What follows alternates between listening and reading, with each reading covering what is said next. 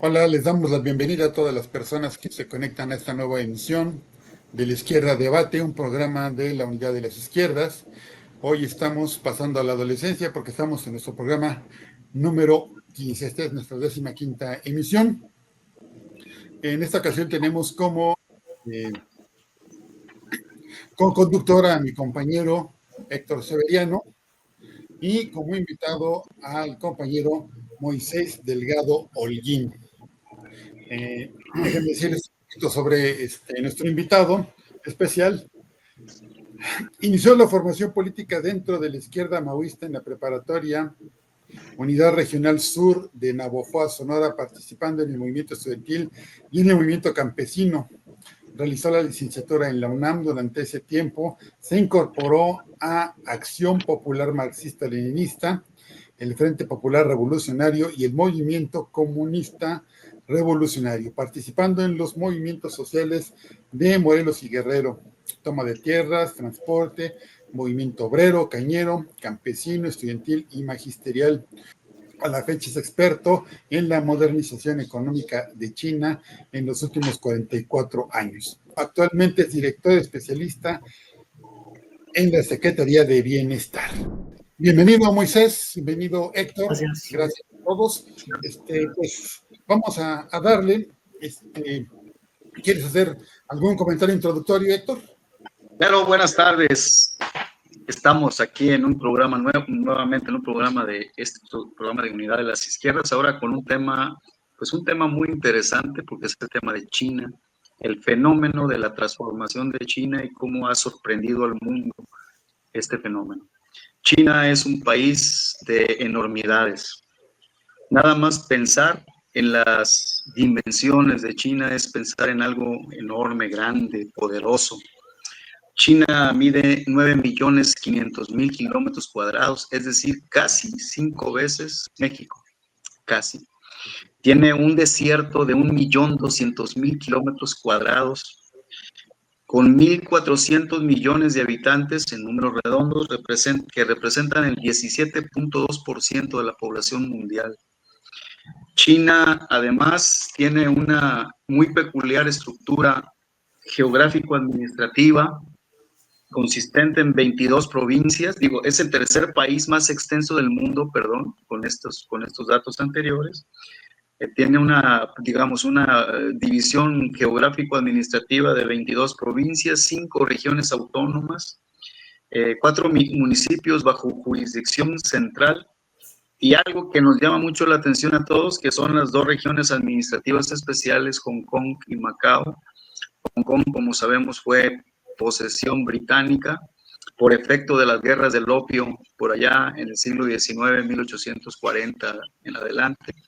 Y Macao era una posesión territorial portuguesa. Entonces estamos hablando, sin duda alguna, de un gigante, como se le ha denominado, y con justa razón. China generó un dueño de una tradición milenaria, generó en 1949 una gran revolución que puso los ojos del mundo, que logró que el mundo pusiera los ojos en este lugar. Y luego un largo proceso revolucionario accidentado, que es producto de la historia del siglo XX, indudablemente, que condujo en 1976, tras la muerte de Mao Zedong, o Mao Zedong le dicen, el gran jefe de la revolución china, en 1976, a un proceso interno que condujo a un grupo, una fracción, ya lo dirá nuestro ponente, del Partido Comunista Chino a la dirección, operando a través de una visión muy pragmática, una curiosa transición, o una transición inédita, y una combinación de capitalismo y socialismo. Tenemos a nuestro invitado, a Moisés, que nos va a hablar sobre pues todo este gran fenómeno de China y lo que significa que hoy sea el país prácticamente en términos económicos más poderoso del mundo, con transformaciones verdaderamente sorprendentes. Entonces yo le cedo la palabra a Moisés y esperamos todos aprender aquí en este programa, en este nuevo programa. Bienvenido, Moisés, y adelante, tiene la palabra. Gracias. Muy amable. Veo que Héctor está bastante documentado acerca de China. Yo quisiera empezar primero por comentarles que China ha llamado la atención mundial y ha llamado la atención poco después de la izquierda en este país, a raíz de la modernización y de la apertura económica y los resultados que ha tenido a lo largo de este tiempo. Y antes de eso, durante precisamente el momento de la transición en donde se hace la apertura económica, fue muy criticada por la izquierda. Se planteó el asunto de una traición, de una regresión, de una entrega hacia el imperialismo norteamericano, etcétera, etcétera, etcétera. Cuestión como la que ya se anunció cuando se habló de mi currículum, de que yo no compartí desde la época en que yo militaba en la izquierda maoísta, ¿no? Yo no me imaginaba al socialismo como pobreza. Yo no me imaginaba a un socialismo como atraso tecnológico y científico. Yo no me imaginaba socialismo como un asunto de que Occidente tuviera la primicia del desarrollo científico y tecnológico y que no pudiera ser alcanzada rápidamente en un mejoramiento de las condiciones de vida de toda la población. ¿Sí? Entonces yo no lo vi como algo agresivo, pero además yo no lo veo como un asunto de como un rompimiento, que es el otro asunto, ¿no? Yo creo que en la historia del comunismo en el mundo se han cometido muchos errores, se han experimentado diversas formas de alcanzar los ideales de una vida socialista y digna para todo el mundo. En esos errores que se han cometido, pues digamos, es parte de la responsabilidad de la historia de los propios comunistas del mundo, pero al mismo tiempo se han dado enormes aportaciones desde la Unión Soviética y de China al mundo en lo que ha pasado. Y bueno, el resultado que ahora tenemos en China, el resultado de toda esa experiencia histórica, es de ensayo y error. Y después de eso es el lograr hacer una síntesis de todo lo que va pasando y construir lo que ahora ya es un resultado que me parece a mí extraordinario en la República Popular China, ¿sí? Por eso primero empezaría diciendo que no veo, primero, al pensar China hay que pensarla en términos de una historia milenaria, ¿sí?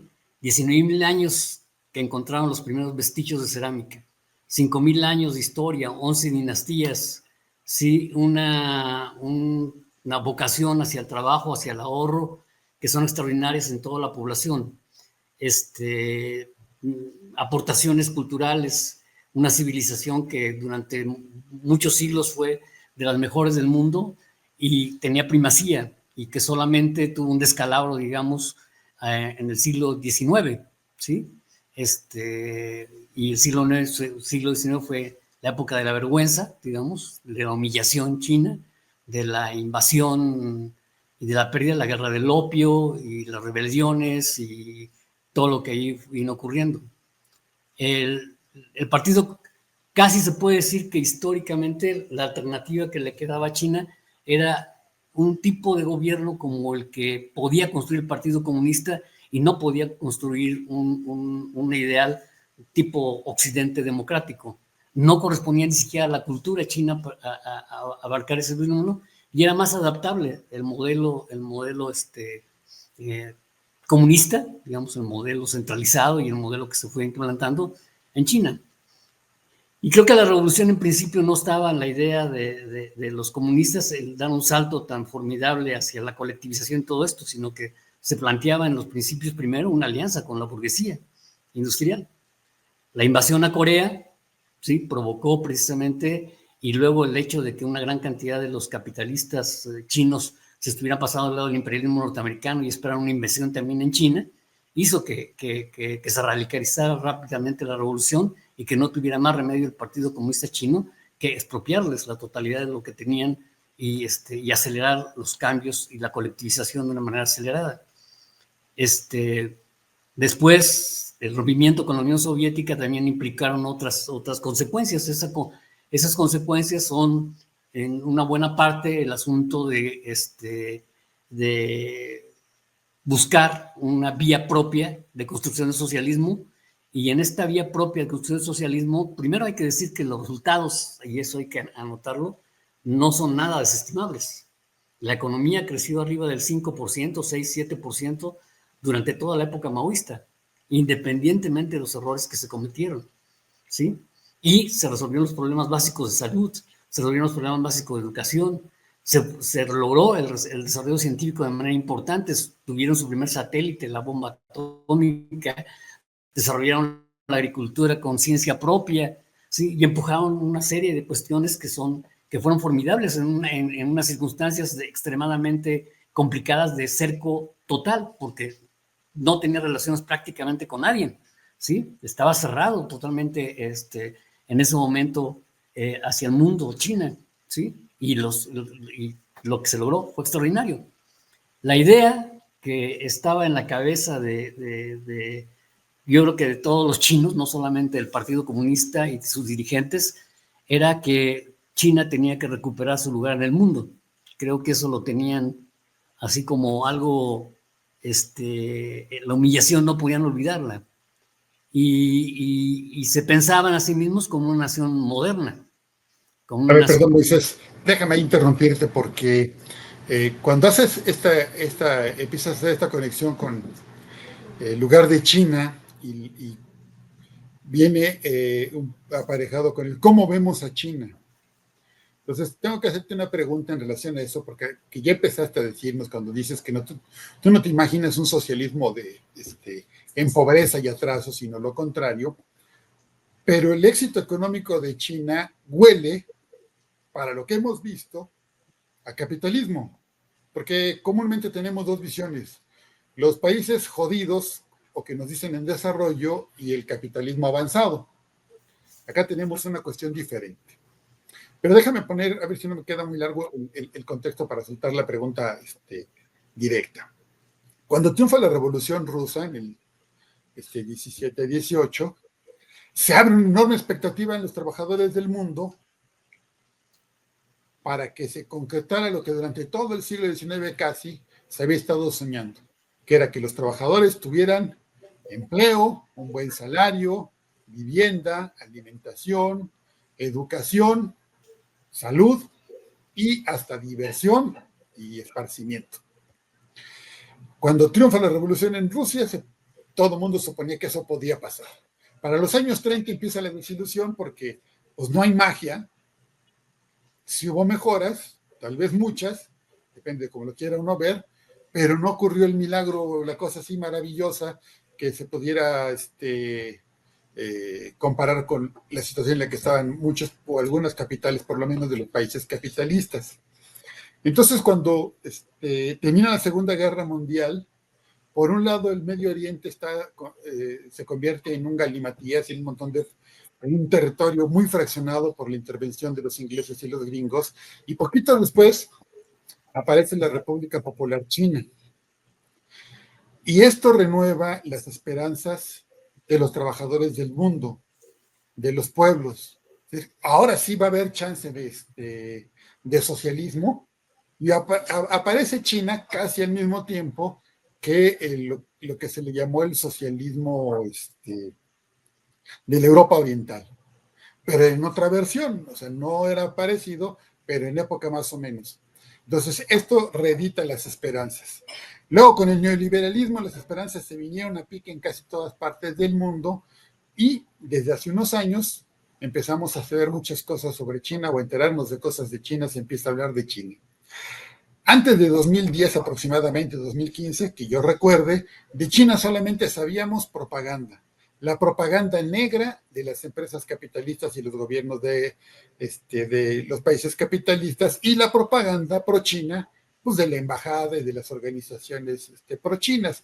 Pero así como información a la que uno tuviera acceso más o menos intermedia o que uno pudiera pensar que era objetiva, era escasísima. Todavía lo es muy escasa.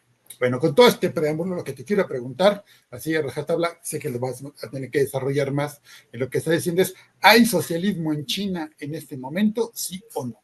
Porque si lo hay, implicaría que el socialismo pudo vencer o podría vencer o ser mejor económicamente que el capitalismo, si es que lo hubiera.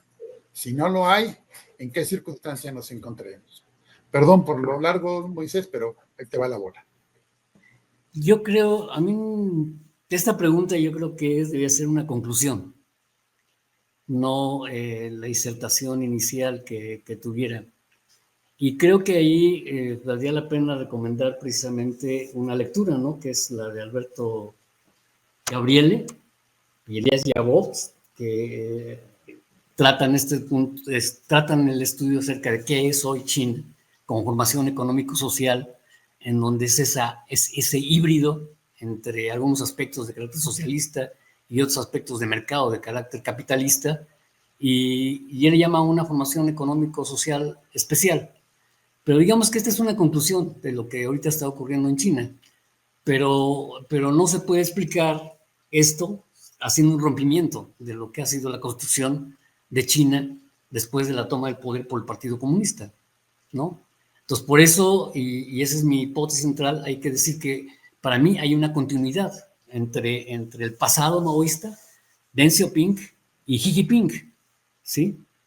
Por no hablar de los otros intermedios, ¿no? Pero digamos que hay una línea de continuidad histórica, política y económica, ¿sí?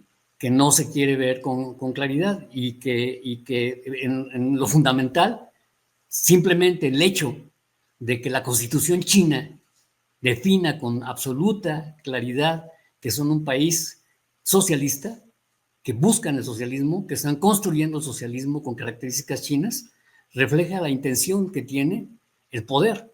Y si dicen dictadura democrático-popular dentro de su propia constitución, ¿sí? Y que implican que todo lo que están haciendo de esfuerzos implica permanentemente el mejoramiento de las condiciones materiales de vida de toda la población, eso ya es un compromiso histórico, ¿sí? Que va hacia la construcción del socialismo. O sea, no es solamente el asunto de que existan grandes capitales privados, ¿sí? Sino también es el hecho real de que las condiciones materiales de toda la población están mejorando de una manera constante y acelerada, ¿sí? Es lo que diría, pero es una conclusión. Pero, por ejemplo, hay que reflexionar. Cuando digo los comunistas tenemos así como, si nos decimos a nosotros mismos eso, ¿sí? Y nos vemos desde el punto de vista de la práctica histórica, bueno, pues sí tenemos muchas responsabilidades en términos de los errores cometidos, ¿sí? El maoísmo a escala mundial cometió muchísimos errores, ¿sí? Sí hay una gran bibliografía, no es lo que dices de que hay poca información. Incluso toda la información, digamos, negativa, puedes sacar de ahí grandes lecciones acerca de lo que estaba ocurriendo en China. Por ejemplo, el gran salto hacia adelante. O sea, la colectivización acelerada y forzosa y la construcción de las comunas chinas, ¿sí? Se planteaba aún como una consigna, 20 años de progreso en un día. E hicieron cosas absolutamente voluntaristas, el voluntarismo maoísta era extraordinario y pensó que con la simple voluntad de las masas y la voluntad del Estado era posible alcanzar la modernización de una manera acelerada. Construyeron acereras por todo el país, y las comunas populares tenían una discriminación, les decían una discriminación positiva, que era una discriminación al revés, o sea, si tu casta era venías de lo más pobre de la cultura china, tenías más acceso al poder, ¿sí? Y llegaron a poner, dirigiendo a comunas del tamaño del estado de Puebla, ¿sí? A personas que no tenían el más mínimo nivel de educación, ¿sí? Que hay cosas que se hicieron ahí que fueron pasmosamente, que después mintieron sobre la producción porque les imponían cuotas de producción que no cumplieron, ¿sí? Y después de eso vino una hambruna y murieron millones de personas, ¿sí? Pero la meta, 20 años de progreso en un día, estaba fija en la mente de todos los chinos y en su posibilidad de concreción. La reflexión de eso la hizo el propio Mao, aunque se enfrentó y quiso controlar el poder y vino a la revolución cultural porque le echó la culpa del fracaso del gran salto hacia adelante a la burguesía al interior del partido, decía él, ¿sí? Y le echó la culpa a esto. Claro que reflexionó profundamente porque todos los cuadros del partido estuvieron metidos en una dinámica de discusión. Los maoístas de aquel entonces también estábamos en el micro de qué carajos había pasado. Y este discurso de la burguesía dentro del partido que desencadenó después la Revolución Cultural China, la Revolución Cultural China también tuvo aspectos positivos a pesar de lo negativo que en otros sentidos fue. Él fue una influencia fundamental para la liberación de la mujer a escala mundial. ¿Sí? ¿Sí? Las mujeres son la mitad del cielo y tienen que conquistarla. La destrucción de la sociedad feudal, etcétera, etcétera, etcétera. No voy a profundizar, pero después viene otra reflexión y el propio Mao inicia junto con Zhou Enlai la idea de las 4 modernizaciones, ¿sí? De la agricultura, de la industria, de las fuerzas armadas, de la ciencia y la tecnología. Y se plantea el discurso y rehabilitan a Deng Xiaoping y entablan relaciones con los Estados Unidos en la vida de Mao. Él inicia la transición a la apertura. ¿Sí? Se piensa que la apertura la inventó Deng. No, la inició Zhou Enlai, ¿sí? Y Mao Zedong. ¿Sí? Deng Xiaoping estaba sumado ya dentro de esta visión, porque era un cuadro, digamos, proveniente mucho del equipo con Zhou Enlai, ¿sí? Y la asume. Y sabían que tenían que apropiarse de la tecnología extranjera. Ven la globalización, ese es el mérito de Deng Xiaoping, ven la globalización y la deslocalización de las empresas como la oportunidad de apropiarse de la ciencia y la tecnología occidental. ¿Sí? Y lo hacen y lo asumen, ¿sí? Como partido. La caída de la banda de los 4 que quería seguir radicalizando las cosas, ¿sí? El perfil de Guo Feng que puso Mao no daban para un proyecto de esa naturaleza. Deng tenía en la mente, ¿sí? Algo que se procesó en el marco de la discusión entre Zhou Enlai y Mao Zedong. Esa es mi tesis, ¿sí? Entonces llega Deng y hace la apertura y la fue probando, que en esa frase que los chinos tienen de cruzar el río sintiendo las piedras y probar todo, ¿sí? Probarlo todo, ¿sí? Hizo la apertura de poco a poco, no acelerada, no brutal, no de entrega así a ciegas de lo que estaba planteando. Fue probando, fueron en prueba y error, viendo qué funcionaba, qué no funcionaba, y fueron adecuando la estructura legal y las estructuras económicas hacia esa apertura conforme fueron viendo que era posible apropiarse de esa tecnología. La deslocalización y la teoría neoliberal acerca del mercado mundial y la localización fue de gran ayuda. O sea, lo que hizo China, pero también lo hizo de hecho prácticamente todos los tigres asiáticos, fue aprovechar el momento de la deslocalización de las empresas norteamericanas en particular, pero también las de todo el mundo, de que la mano de obra iba a ser gratuita todo el tiempo y que no se iban a contentar con producir como obreros y empleados a escala mundial.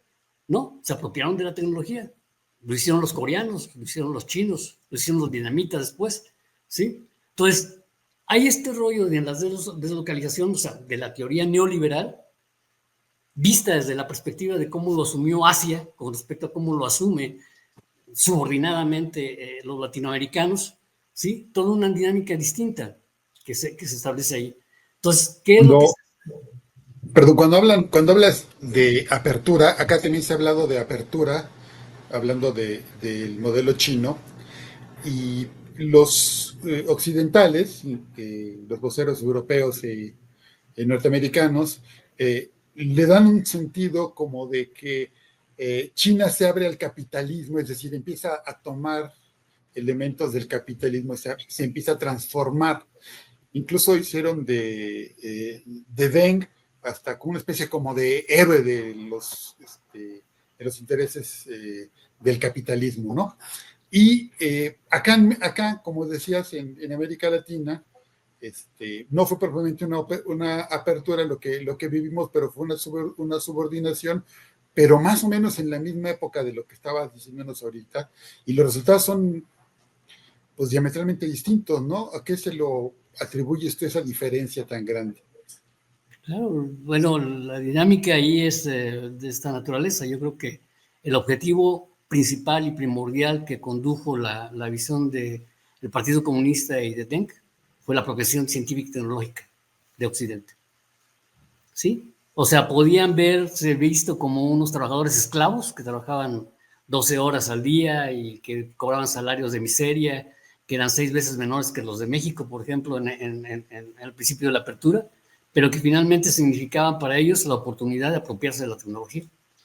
Y los convenios que realizaban con Occidente era transferencia tecnológica, transferencia tecnológica, transferencia tecnológica. Ese era el principio básico. Todo lo demás lo entregaban. Mano de obra barata, suelo, todo eso. Pero además, en la primera fase de la apertura económica, no fueron los capitales occidentales los que llegaron, fue la diáspora china.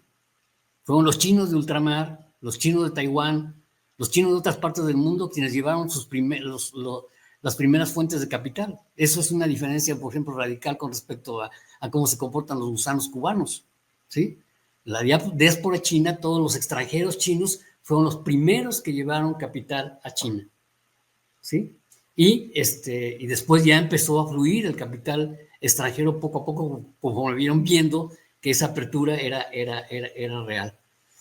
El Estado nunca perdió el control de la banca, ¿sí? Nunca perdió el control de los aspectos centrales de la economía, las comunicaciones, ¿sí? Y entonces lograron ir concretando una transición que les posibilitó la planeación de largo plazo, que era la apropiación de la ciencia y la tecnología con una visión, el copiar primero, el crear después, ¿sí? Y lo fueron construyendo, ¿sí? Los resultados son extraordinarios. Primero, hay que tener en cuenta, los resultados del maoísmo no fueron nada despreciables, ¿sí? Y crearon las bases científicas para que después tuvieran la capacidad de apropiarse de la ciencia y la tecnología. Después lo hicieron con una estrategia clara. Mandaron estudiantes a estudiar, a apropiarse de la tecnología y regresarla a China, ¿sí? Y hicieron todo un rollo que fue un crecimiento económico de 2 dígitos, ¿sí? Hasta prácticamente bien entrados el segundo milenio, ¿sí? Lo hicieron, ¿sí? Y este crecimiento ¿qué significa? Que cada 6 años creaban otra infraestructura del tamaño del que tenían anteriormente, durante prácticamente 30 años. Después ya vino un crecimiento menor de 2 dígitos, ya vino del 9, del 9, del 8, del 7, del 5.5 que ahora están teniendo, ¿no? Pero, sin embargo, pues digo, la expansión de la economía china, el combate a la pobreza rural, que ya se resolvió en términos generales, ¿sí? Lograron sacar de la pobreza a toda la población china y están alcanzando los objetivos que se plantean como construcción del socialismo, ¿sí? Están armonizando permanentemente el desarrollo de las fuerzas productivas con la distribución del ingreso. Como aumenta la productividad, aumenta la capacidad productiva, mejoran las condiciones de vida de la población. No hay un rezago, van manteniéndolo, ¿sí? A pesar de una acumulación enorme de riqueza. Hay un control de estos ricos. Cuando se pasan de lanzas, les pasa lo que les ha pasado y que ustedes saben.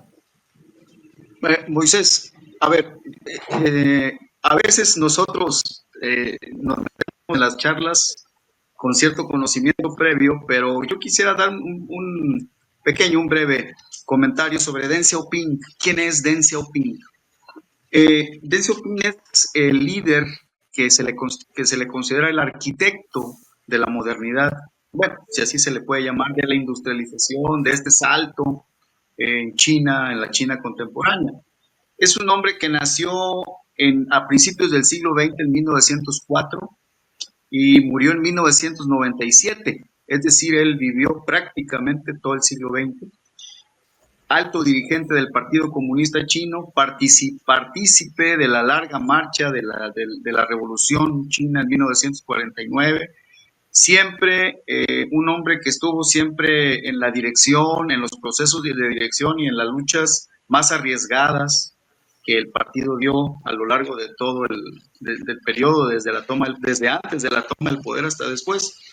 A él se le considera, después del fallecimiento de Mao Zedong, como uno de los grandes líderes y pues el arquitecto pues de la modernidad, ¿no? De la modernización, si se le puede llamar así, a este proceso contemporáneo, que dio como resultado pues un avance extraordinario. En 1986, yo quisiera también que habláramos del futuro, ¿no? Que es es decir, está bien, la historia es la base, la raíz, pero lo que tenemos que meternos es también en el futuro y cómo en 1986, bajo la dirección ya Deng Xiaoping, bajo, digamos, la dirección de China, lanza un programa que se llama el programa 863, que es una composición de que es como es el 86, que es 1986, y es el 3 es de marzo, ¿no?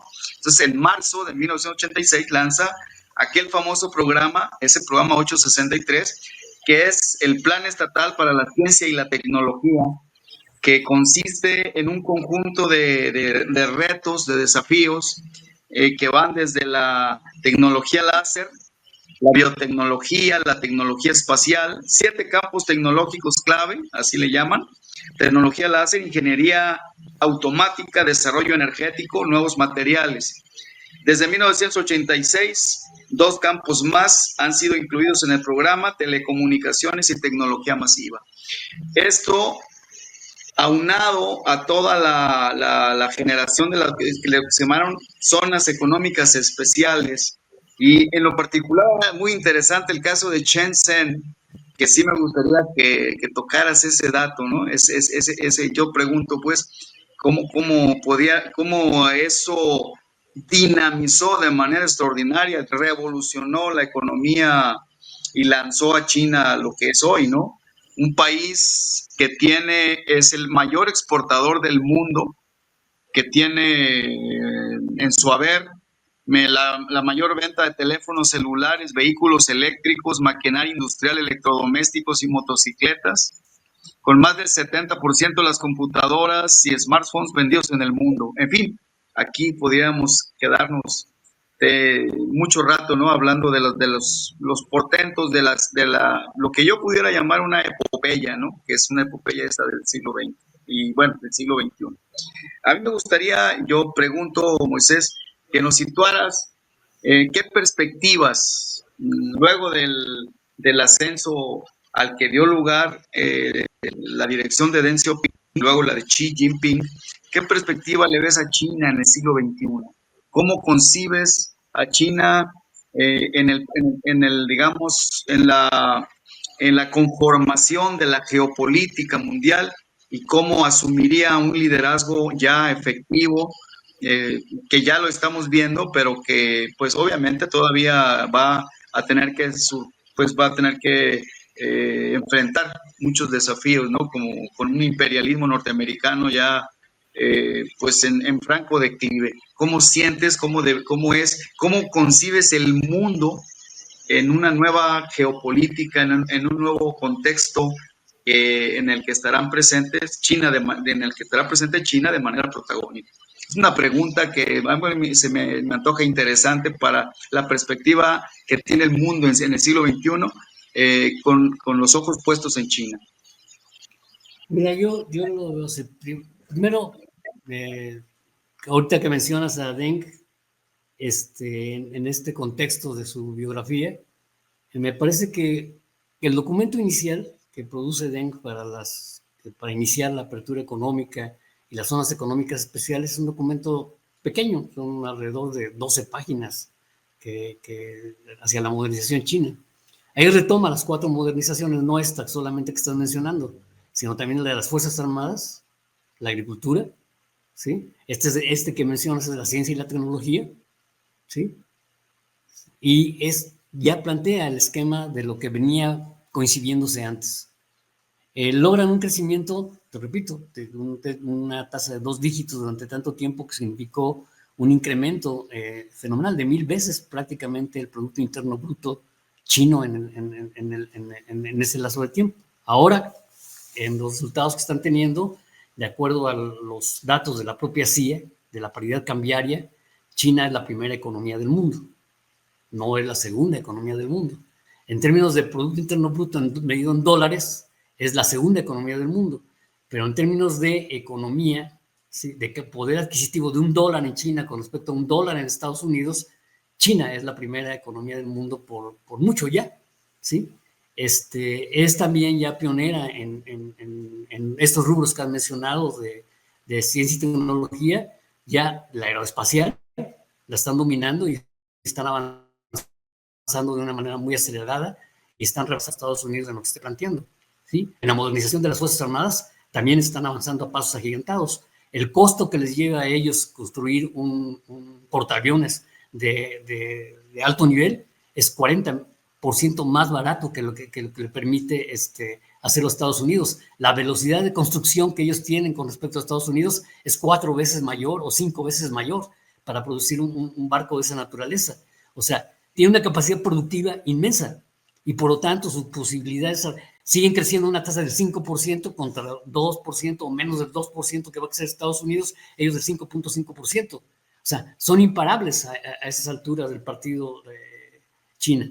Es imparable en los autos eléctricos que ya rebasaron con mucho a la capacidad, en términos de tecnología, pero también en términos de precio, ¿sí? Su productividad es mucho mayor, ¿sí? Ellos modernizan hay que verlo aquí, o sea, tú vas a una tienda de LED, ¿sí? Y cada 6 meses, a veces cada 3 meses cambian modelos, modifican las estructuras, aumentan la productividad y hasta bajan los precios.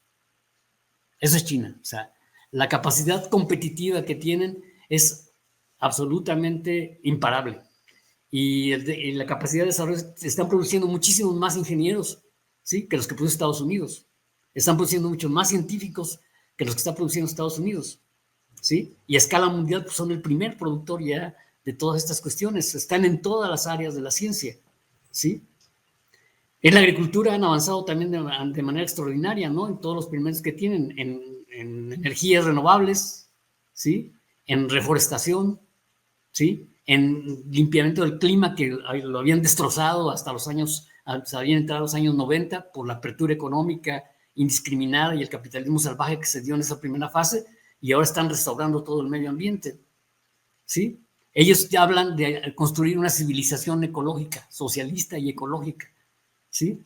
¿Sí? Están planteándose metas muy claras y ya han cumplido la primera, que fue eliminar la pobreza rural en el 2022, y van a avanzar en el aniversario de la construcción del Partido Comunista Chino en el 40 y tantos a una sociedad socialista moderna, ¿sí? Y acomodada, como dicen ellos. Sí lo están haciendo. Y están armonizando, no, es decir, no quise que no enfrentan retos, ¿sí? Ahora, ¿qué están haciendo en la geopolítica? Ahí está la estrategia china difiere absolutamente de la estrategia imperialista y norteamericana y la europea. Ellos están haciendo la ruta de la seda. Y la ruta de la seda ya se convirtió en una ruta de la seda de todo el mundo. Ya abarca América Latina, que son uno de los principales inversionistas en América Latina, ¿sí? Están abriendo puertos, ferrocarriles, ¿sí? El número de ferrocarriles en China es inmenso, tienen mucho más que todo el mundo, pueden circular el mundo varias veces, ¿sí? Aeronáutica están avanzando, o sea, no hay una área en la que no estén avanzando. Y cada vez que le ponen un obstáculo, el obstáculo con Huawei ya lo hizo, ¿sí? Lo brincan, sea por iniciativa de los privados, sea por iniciativa del Estado, sea por una combinación de ambas, pero lo están haciendo, ¿sí? Entonces, no son parables. Ahora, ¿cuál es su modelo? ¿Sí siguen un camino hacia una sociedad socialista? Siguen un camino hacia una sociedad justa.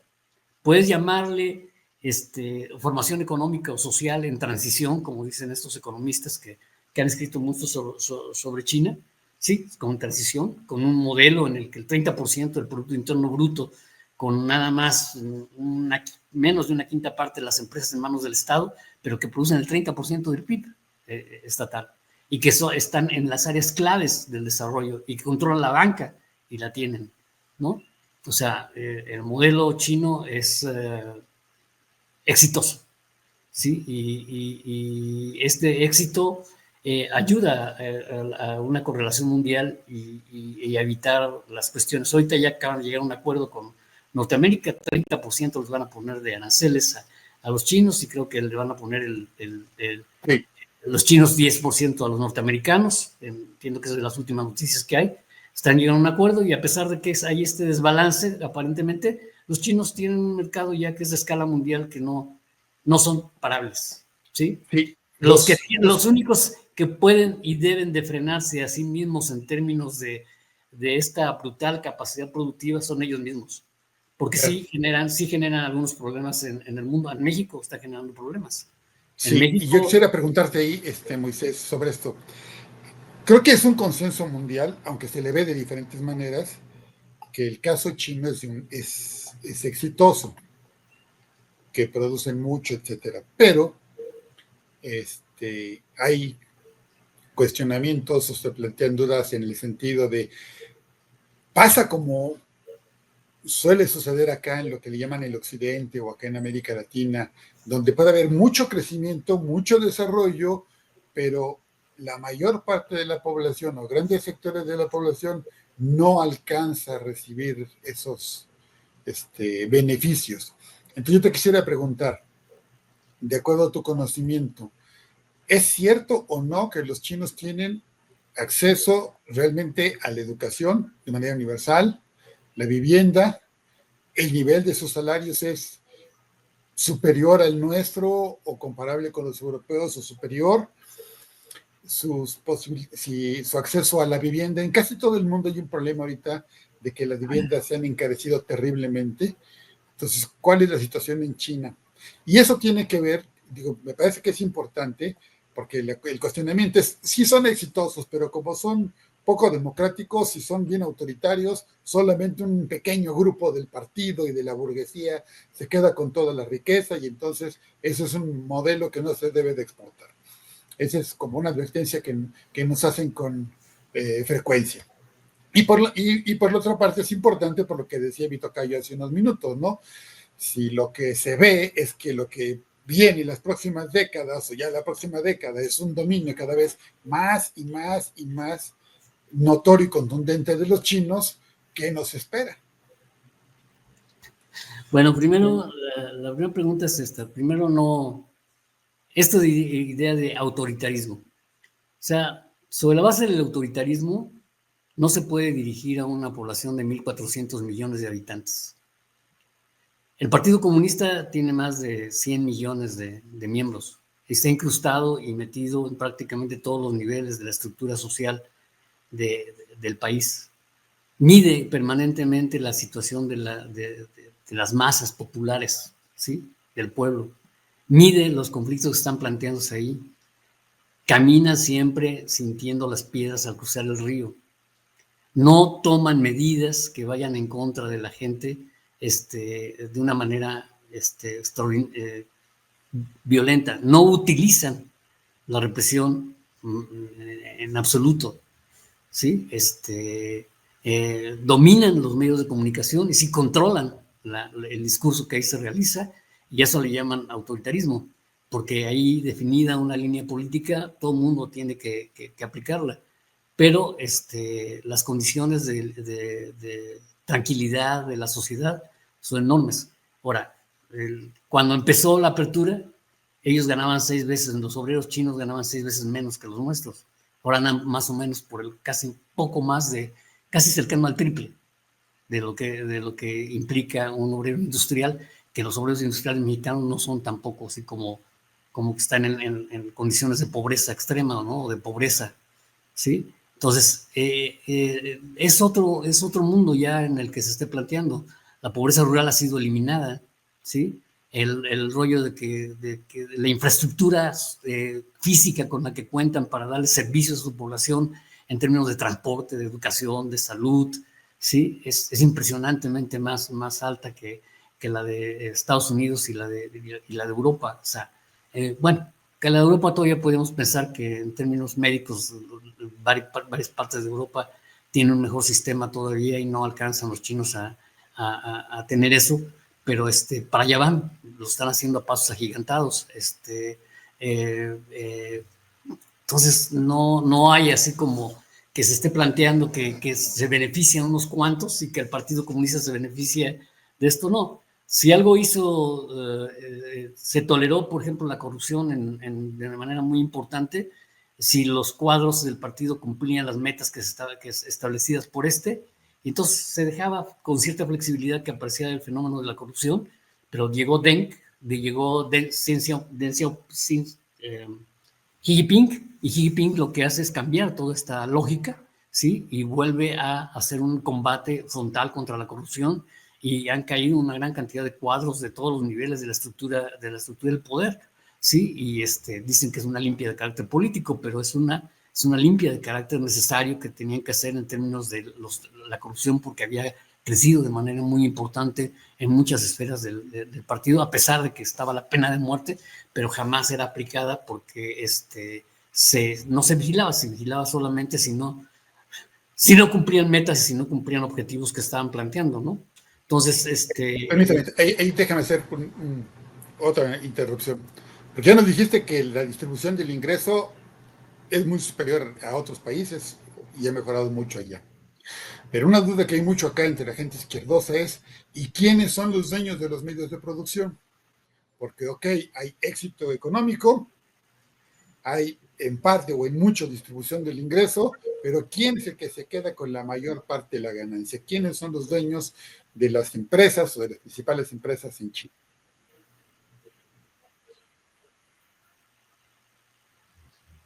creo que es un tema, o sea, ¿cuál es el papel primero, ya comenté, el 30% del Producto Interno Bruto son empresas estatales, con una minoría de empresas, o sea, con menos de una quinta parte de las empresas son propiedad del Estado, pero tienen el 30% del Producto Interno Bruto y está en todas las áreas estratégicas de la economía, ¿sí? Telecomunicaciones, transportes, energía, banca, etcétera, etcétera, ¿sí? ¿Y qué es el papel que juega la IP? La IP juega el papel de la innovación, es el vínculo con el mercado, y el papel de la innovación también es importante en lo que se esté planteando.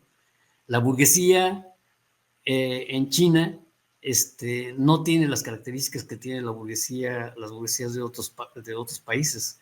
La burguesía en China es una burguesía acostumbrada a una vida relativamente modesta comparada con la de otros países, y lo que tienen, a pesar de que gestionan una gran cantidad de recursos y de capacidades de inversión, tienen. Huawei, por ejemplo, su dueño, su fundador, ¿sí? Recibe solamente, es una cooperativa, ¿sí? Es una cooperativa, ¿sí? Y no tiene más que el 10%, menos del 10% de las acciones de Huawei, ¿sí?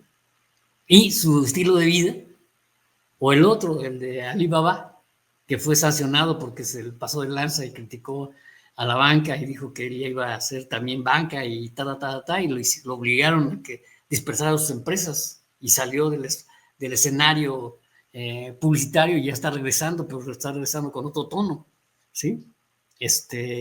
O sea, es otro mundo, no podría decir yo que se compara con las características de un Salinas Pliego. Sería impensable un Salinas Pliego China, ¿no?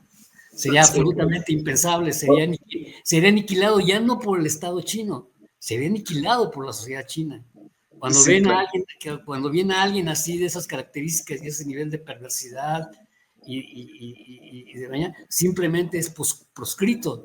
Si cualquier gente ahí es automáticamente súper criticada en todos los medios, en todos los niveles, cuando es ostentoso y es así como absolutamente vulgar en términos de su expresión, de su riqueza, ¿no? Como lo es Salinas Pliego. O sea, no, creo que es otro tono incluso de la construcción. Hay que recordar que la burguesía emerge después de la apertura económica, y es una nueva burguesía, y es una burguesía alineada, ¿sí? Alineada a los objetivos del partido. Moisés, a ver, se me hace simpática la expresión que utilizan en China, precisamente ahora en la dirección de Jinping, dice la caza de moscas y tigres, así se llama la campaña contra la corrupción. Una cosa muy simpática, muy interesante, pero a mí me gusta, yo quiero, Moisés, aprovechar este espacio para preguntarte cuál es el futuro o el presente y el futuro que tú ves en las relaciones de México con China. Yo creo que ahí nosotros tenemos que hacer una aportación, una propuesta, una aportación para facilitar las vías, el tránsito de un mayor intercambio comercial, pese a todas las presiones del imperialismo norteamericano, que las conocemos y de sobra.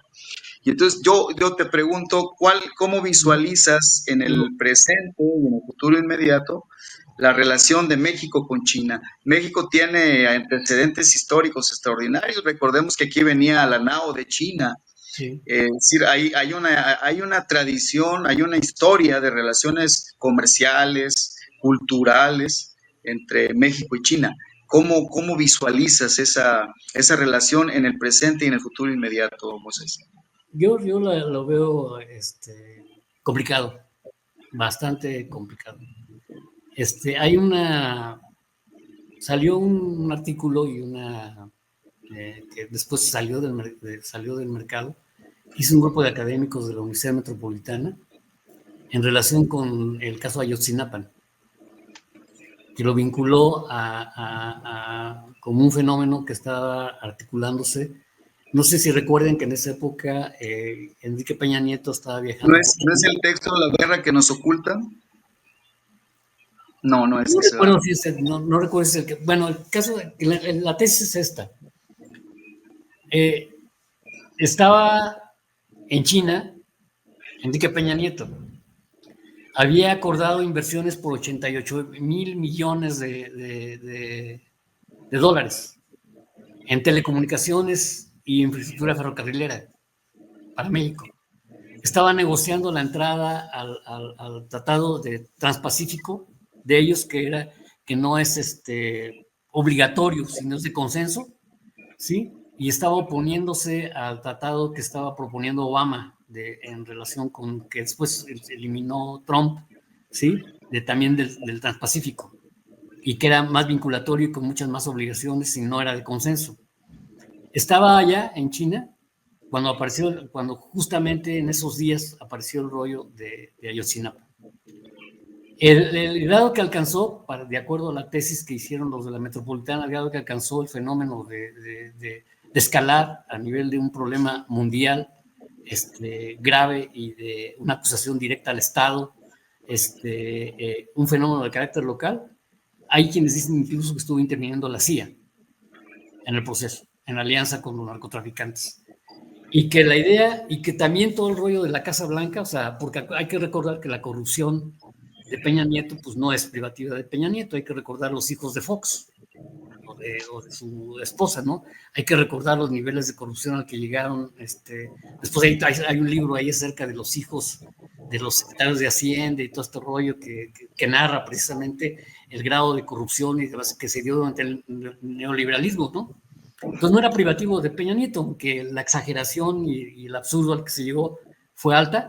También estuvo con Fox, también estuvo con Calderón, ¿sí? También estuvo con Salinas, ¿sí? Entonces, en este esquema de este alto nivel de corrupción, Casa Blanca también lo escalaron y los periodistas le hicieron todo el juego en el rollo para congelar la inversión que se estaba haciendo de ferrocarriles que iban a hacer con que se cayó la oferta porque fue acusado de corrupción, la forma en que se dio el dictamen en favor de la alianza que había de una empresa mexicana con una empresa china, ¿no?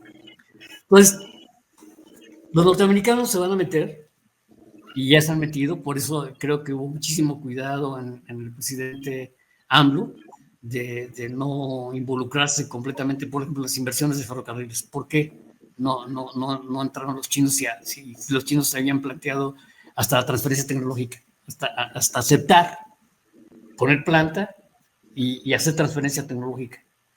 Ahorita, ¿por qué no?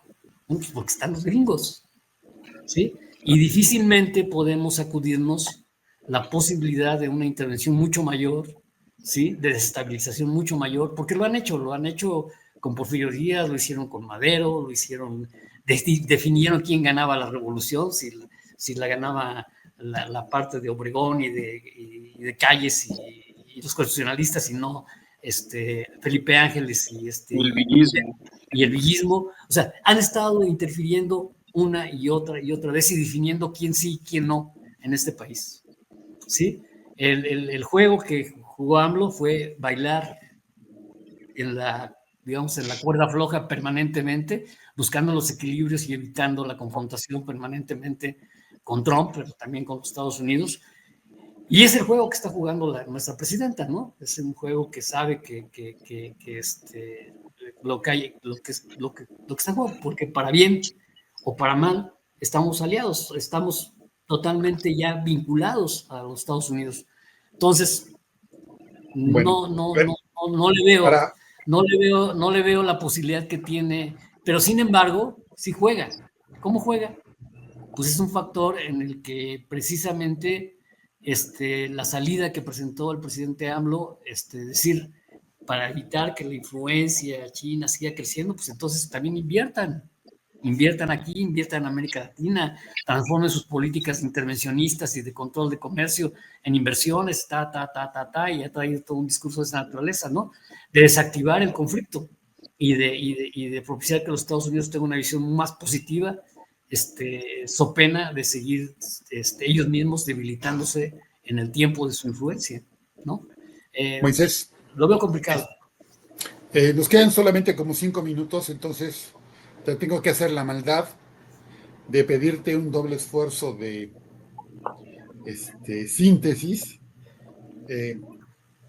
Cuando se supo que íbamos a hacer este programa, parte de la militancia se interesó mucho. Incluso hubo quien mandó una pregunta, entonces le vas a tener que responder lo más breve que sea posible, y te reitero la que te había hecho hace rato. La pregunta que nos envían es: ¿qué diferencias hay entre el capitalismo progresista de Joseph Stiglitz y la política económica socialista del Partido Comunista Chino? De Stiglitz.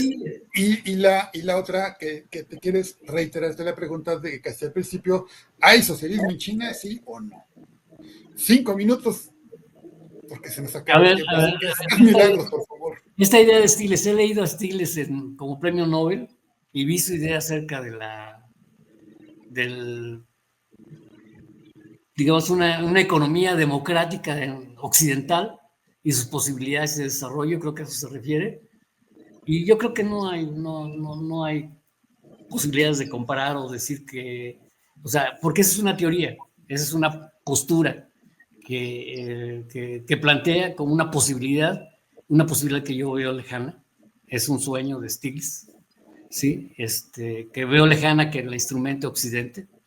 En Europa, Alemania, por razones históricas, ¿sí? Y todos los países de Europa Oriental, pues bueno, hay un avance en la construcción de un modelo democrático social, ¿sí?